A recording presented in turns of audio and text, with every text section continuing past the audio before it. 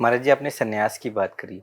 जैसे कि गृहस्थ जीवन आज के टाइम पे इतने तलाक हो रहे हैं, बच्चे बात नहीं मान रहे हैं, तो लोगों को लगता है गृहस्थ जीवन ज़्यादा मुश्किल है या सन्यासी जीवन ज़्यादा मुश्किल है? दोनों की अपनी अपनी कठिनाई है और दोनों का अपना अपना लाभ है। जी। गृहस्थ जीवन में आप बाह्य जगत को बहुत सुंदर कर सकते हैं। आप एक सुखी संसार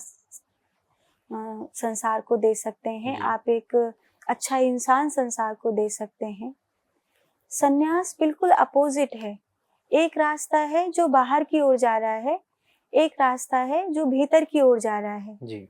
हम ये नहीं कह सकते कि पूरब की ओर जाने वाला कहीं नहीं पहुंचेगा या पश्चिम की ओर जाने वाला कहीं नहीं पहुंचेगा।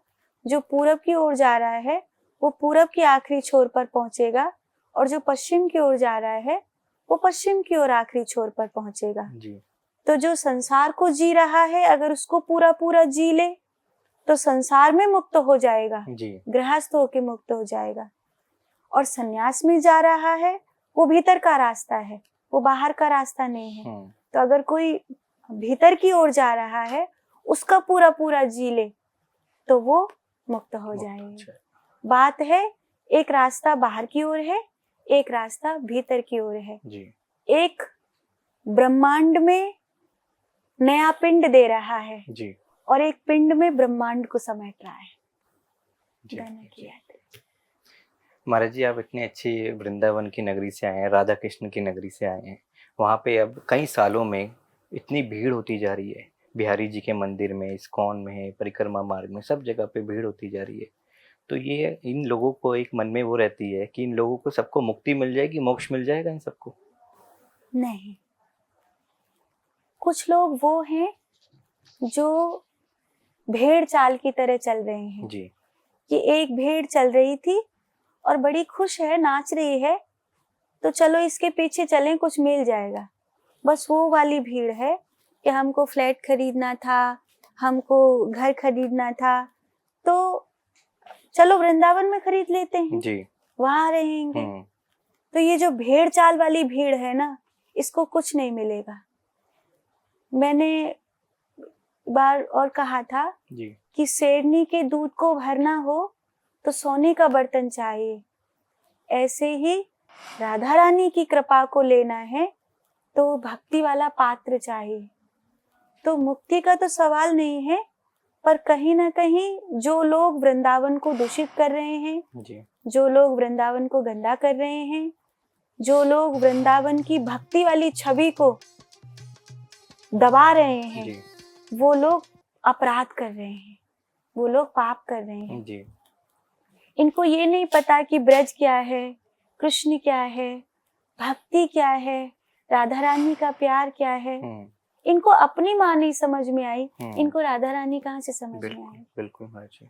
और वो लोग वृंदावन में आके सोच रहे हैं मुक्त हो जाएंगे। तो आप कितनी भी एनर्जी के फ्लो में चले जाइए, पर अगर आपकी खुद की काबिल किसी बोर्ड में अगर आप बिजली लगा देते हो पर वो बोर्ड पहले से फूका हुआ पड़ा है, तो आप कितनी भी बेहतरीन तार उसमें लगा देंगे, वो बोर्ड उसको सहन नहीं करेगा, दोबारा फॉल्ट कर देगा। जी।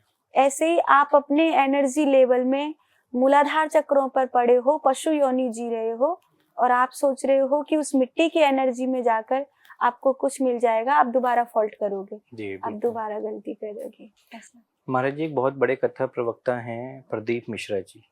अभी उन्होंने राधा रानी के ऊपर कुछ कमेंट किए। उन्होंने ये अपनी कथा में बताया कि कृष्ण और राधा एक नहीं है। इस बारे में आप क्या कहना चाहेंगे?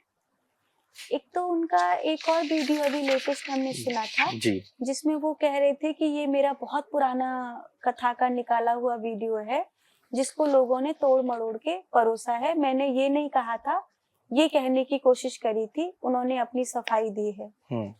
मेरा व्यक्तिगत रूप से मैं किसी को बुरा या भला नहीं मानती हूँ, पर जहां तक राधा रानी का सवाल है तो हमें लगता है कि हम राधा रानी के साथ खड़े हों इतनी हमारी औकात नहीं है जी। राधा रानी हमारे साथ खड़ी हैं, हम ये उन्हें अपने जीवन से दिखा सकते हैं। हम राधा में होकर जी रहे हैं, ये हमारा त्याग देख लो, हमारी आंखों का नूर देख लो, हमारी पवित्रता देख लो। इससे तुम्हें पता चल जाएगा कि ब्रज में राधा रानी राधा कृष्ण है, एक है या नहीं है। अगर तुम्हें आज एक साधारण से भक्त में राधा कृष्ण एक दिखाई दे रहे हैं, तो वो राधा कृष्ण एक होंगे या नहीं होंगे, इसके लिए किसी शास्त्र में जाने की जरूरत नहीं है। ये तो किसी भक्त की आंख में ऐसे ही नॉर्मल दिखाई दे जी। जाएगा।